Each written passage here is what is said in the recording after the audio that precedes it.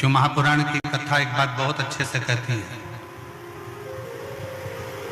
पूरे साल आप एक लोटा जल शंकर जी को समर्पित करते हो। कितना समर्पित करते हो? जम के बोलो जरा। एक लोटा जल। सावन में कितना लोटा जल समर्पित करते हो? जम के बोलो जरा। 2 लोटा। कभी विचार किया आपने कि हमारे एक लोटा जल जो हम पूरे साल समर्पित करते हैं, पूरे वर्ष समर्पित करते हैं, और सावन के महीने में जब हम 2 लोटा जल देवाधिदेव महादेव को समर्पित करते हैं, तो ये समर्पण का भाव क्या कहता है कि हम अपने वर्ष भर के 1 लोटा जल का भाग जो शंकर को चढ़ा रहे हैं, उसका हम उद्यापन ही कर रहे हैं।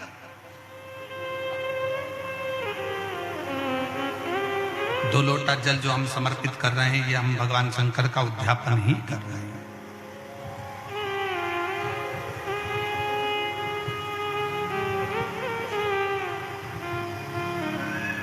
कभी कभी शिव महापुराण की कथा कहती है, कभी कभी जितने शिव भक्त बैठे हैं, बड़े सावधानी से सुनिएगा, जितने आस्था चैनल पर सुन रहे हैं, जितने फेसबुक यूट्यूब पर सुन रहे हैं, और जितने इस कोकपुर कांकेर की इस पवित्र धरा पर बैठकर सुन रहे हैं, वो भी श्रवण करें। कभी कभी बन सके एक बेलपत्र, उस बेलपत्र के मध्य भाग में बीच वाली पत्ती पर लाल चंदन और दोनों पत्तियों पर पीला चंदन, नीचे वाली दोनों पत्तियों पर पीला चंदन, बीच वाली पत्ती पर लाल चंदन और दोनों पत्तियों पर पीला चंदन, और इसी बेलपत्र के साथ में जो लाल चंदन वाला जो पत्ती है, उस पर एक श्वेत पुष्प, सफेद फूल रखकर आप अपनी कामना कर कर, जब आपको जल चढ़ाते चढ़ाते 3 महीना, 4 महीना, 5 महीना, 6 महीना आपके हो जाए और बाबा देवाधिदेव महादेव को जल चढ़ाते चढ़ाते समय बीत जाए, तब बाबा से अपने दिल की बात कहने के लिए लाल चंदन, सफेद पुष्प, पीला चंदन दोनों पत्तियों पर अपने हाथ में लेकर कामना कर कर अशोक सुंदरी वाली जगह पर जब हम उसको समर्पित कर देते, अशोक सुंदरी की जगह मालूम है ना आपको? अशोक सुंदरी वाली जगह पर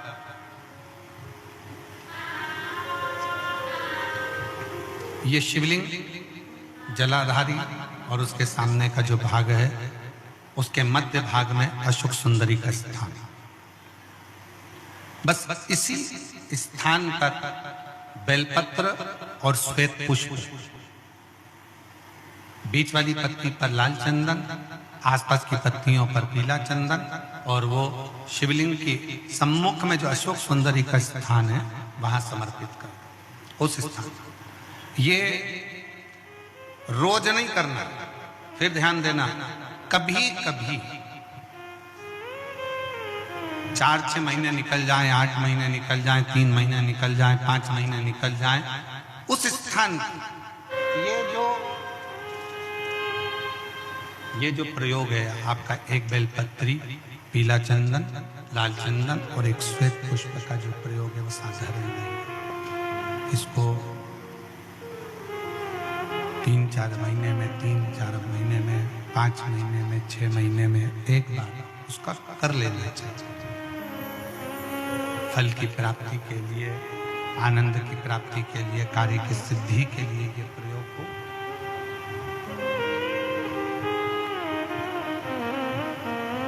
और आश्रित होकर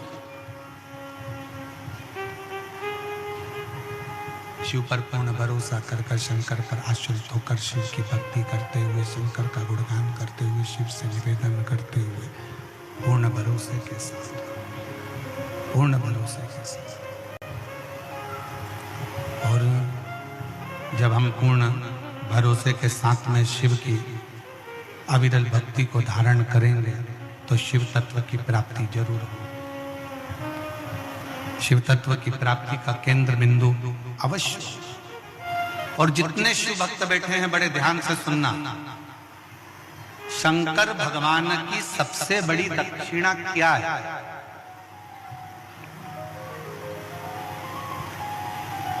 आपका कोई भी व्रत उपास, अर्चना, आराधना कुछ भी करो, शिव जी की सबसे बड़ी दक्षिणा क्या है?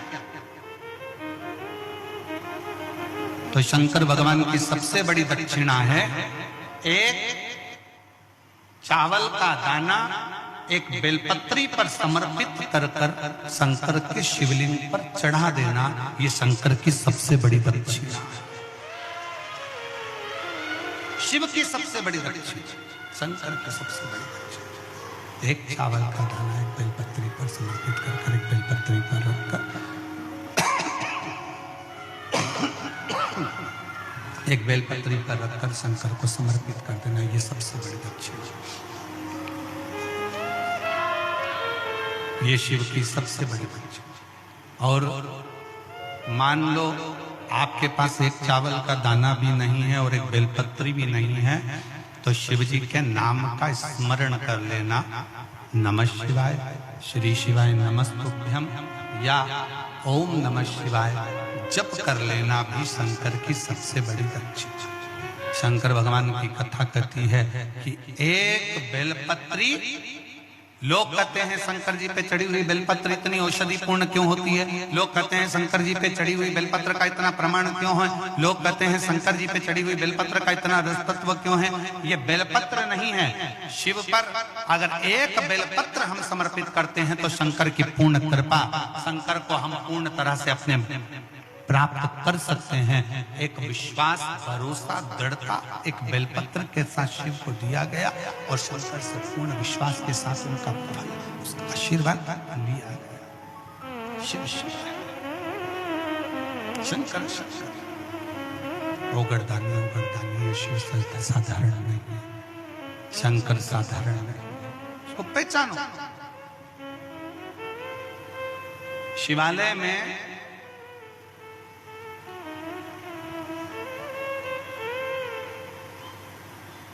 शिव महापुराण की कथा कहती है, शिवालय में 5 स्थान ऐसे हैं जहां पर बैठने से व्यक्ति खाली नहीं जाता। शिवालय में 5 स्थान ऐसे, 5 जगह ऐसे शिवालय में। पहले नंबर पर ये 5 जो स्थान बताए गए हैं शिव महापुराण में शिवालय के, इन 5 स्थानों पर कभी भी बैठोगे और शंकर को पुकारोगे तो वहां से खाली नहीं जाओगे, वहां से खाली नहीं जाओगे। 5 स्थान, उन 5 स्थानों में प्रथम भगवान शंकर का शिव का द्वार, शंकर जी की द्वार, शिव का द्वार।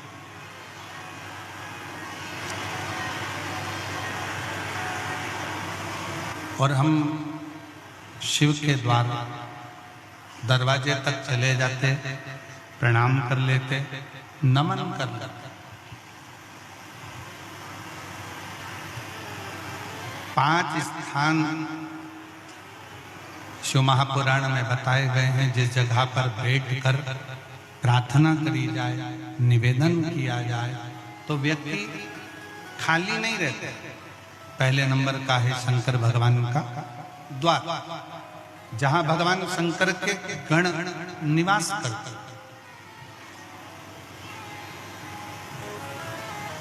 जहां शिव गण रहते। कभी भी मंदिर के अंदर जब प्रवेश करो, मंदिर के अंदर जब भी जाएं, मंदिर में जब भी प्रवेश करें तो एक बात अपने हृदय में रखो कि शिव की जो चौखट है, शंकर के मंदिर का जो दरवाजा है, चौखट है, उस चौखट पर, उस द्वार पर अपना हाथ का स्पर्श कर कर उसको प्रणाम जरूर करो, उसको निवेदन जरूर करो, उसको नमन जरूर करो। उस चौखट को प्रणाम करिए, उस चौखट को नमन करिए, उसको प्रणाम करिए। पहले नंबर पर है उसकी चौखट का प्रणाम। भगवान शंकर के मंदिर के चौखट को प्रणाम करिए, नमन करिए। कहते हैं शिव मंदिर के चौखट का, दरवाजे का, द्वार का दर्शन मणिभद्र जो शंकर भगवान के दरवाजे का द्वारपाल है, मणिभद्र जो शिव जी के दरवाजे का द्वारपाल है, दरवाजे का दर्शन करने वाले को मणिभद्र अपनी ओर से शिव आज्ञा से कुछ ना कुछ देकर भेजता जरूर है, खाली नहीं भेजता है। मणिभद्र। दूसरे नंबर पर नंदी हॉल।